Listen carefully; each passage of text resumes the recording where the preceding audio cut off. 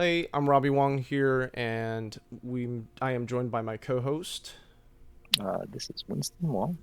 So, just a real quick wrap up on Nethroi. We finished a Wong Historic Brawl set of games, getting 10 in there. I believe we went 8-2, 8-2 or 7-3. I don't know off the top of my head, but Nethroi is Abzan plus 2 generic, Death Touch, Lifelink 5/5, Mutate for 7.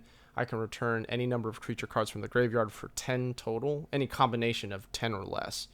So we've got, this felt a lot like Niv Mizzet in terms of sometime in the mid game I can reload my board, not my hand, with a bunch of creatures. So to utilize that, we have a lot of, sorry, let me go to this column. We have all of the black-green mill yourself cards, and I Hmm. tried my best to pull cards that were individually powerful. So Triton and Glowspore and Gorging Vulture, they can be mutated onto. Glowspore can get you some mana fixing. Timoret creates zombies. That was relevant in one game. And Binding, it's okay.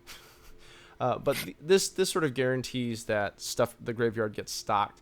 There's a lot of early game play, and I don't know why Arena is giving me 2 commanders. I should try and shove another commander in here and see what happens.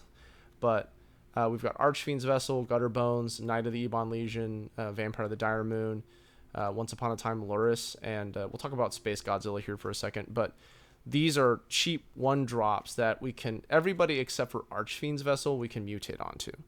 So while Archfiend's Vessel doesn't synergize with what Nethroi is going on, this thing is usually dead, so that way it's more useful on the flip side as a 5/5 flying demon that only counts for 1 power when you're tabulating Nethroi's graveyard math. Space Right. Godzilla, as an early play 3-drop, lets you cycle, put a death touch counter on something, and cycle it away, and then Nethroi can bring it back as part of the 8. Sometimes you ramp real hard, but then you don't have anything in the graveyard. You get the wrong half problem where I drew all my ramp, so I got there, but now I can't leverage my payoff because I don't have it set up. So this was sort of a cheeky, let's see if we can get it to work.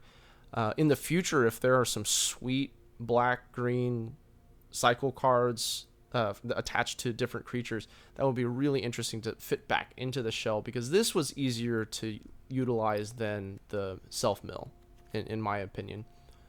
The ramp spells, these are all just kind of generic ramp that you've seen on this channel over and over again, with the exception of Leyline Prowler, because this is a good mutate target.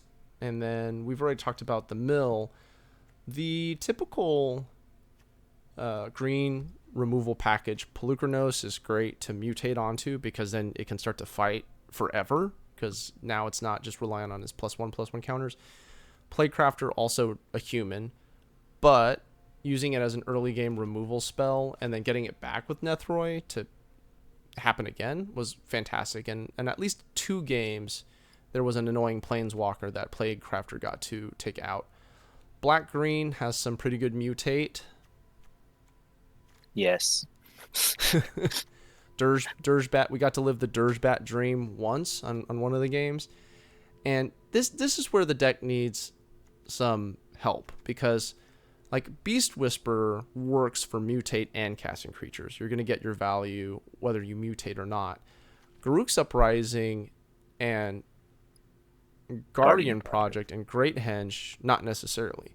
Now, typically, if you're mutating, then you're probably getting enough value, because Auspicious Starrix is somewhere in there, and you're killing creatures. So generally speaking, I was pretty happy. But let's say in the future they print more cards like Beast Whisperer. These are really easy replacements, because you being able to draw from the mutate or the cast is more valuable than just if you cast it as a creature.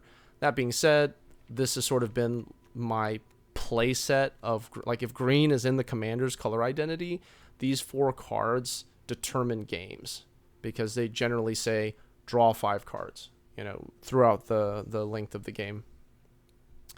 The deck was a lot of fun. I think the mutate mechanic is completely underrepresented and never had a chance to thrive and flourish in the constructed formats. So it's fun to use them in this format. It's a little bit more laid back, so you can actually try and leverage their powers. Yeah, but a pretty good deck if you've already got the wild cards.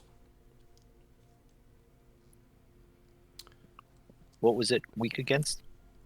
If they had some graveyard hate, if they main deck graveyard hate, because Brawl is a best of one format, that was kind of tough. And we did get, in one of the losses, we just got run over because we were trying to set up our big mana plays, and we didn't have enough, and just got run over. And I think one of those was against a mono white, if I'm remembering correctly. Something about Basri punching me in the face over and over again. Basri can get out of control if you don't have enough creatures to get to him. Yeah, when we were putting this together, trying to utilize creatures with Death Touch, so that way, if you have to, you're trading your 1 or 2 drop for the aggressive creatures, but it didn't work out. And looking for hands that had a cheap early play and ramp and maybe 1 removal was kind of what the doctor is looking for. The white splash, because Nethroi has white in its color identity. I didn't end up leaning into that color very much. A, to keep the mana more consistent, but B, the mutate creatures in white were just not as good as like, oh, destroy an artifact and enchantment, have a 4/4 on turn 2 or 3. Or these, like, go fetch a land every single time, or opponent has to sacrifice a creature or lose a creature. So the early builds of this were a little bit more Abzan and less Golgari, but in the end, it ended up being the only 2 cards that utilize the white mana in here are the Necropancer if you're casting it as a creature, and then Nethroi itself. So it was interesting. I think between all of the mutate decks we've played so far, though, between Nethroi, Brokos, and Aluna, I think the one that is the most powerful is Aluna. I think introducing the graveyard recursion in this deck, while it can be powerful, it adds another section of the deck that has to balance between the two. Like, I need to draw all these components. And if you don't, then you have the wrong half of the deck in your hand.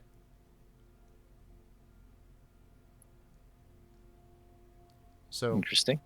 Yeah, good times all around. Big fan of this section. I'm really confident in these 6 green spells in the Brawl format currently. They're typically very, very backbreaking because you can't. It's difficult to keep up with them unless you have one of your own, or you mass manipulation it. Yeah. All right. Well, I'm Robbie Wong. And I'm Winston Wong. Be sure to like, share, and subscribe, and we'll catch you next time. Robbie's been playing his Croxa Luris historic deck, so we'll see how that goes. Yep. All right.